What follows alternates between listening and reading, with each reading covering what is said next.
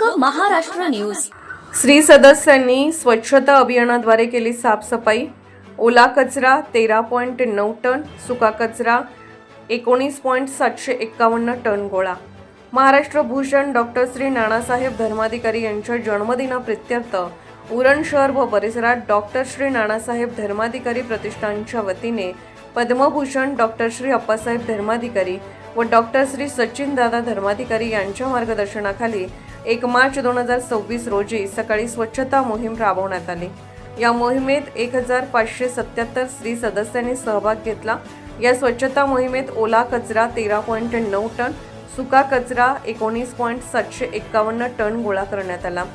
स्वच्छतेविषयी समाजात जनतेत जनजागृती व्हावी, आपले शहर स्वच्छ, सुंदर व निरोगी राहावे या अनुषंगाने उरण शहरात स्वच्छता अभियान राबवण्यात आले।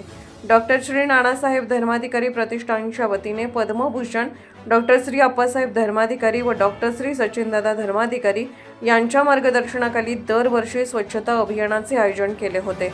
दरवर्षीप्रमाणे याही वर्षी राबवलेल्या स्वच्छता अभियानाला जनतेचा, नागरिकांचा उत्तम प्रतिसाद लाभला आहे। या मोहिमेत उरणच्या नगराध्यक्ष भावनाताई घाणेकर यांनी सहभागी होऊन स्वच्छता अभियानात भाग घेतला।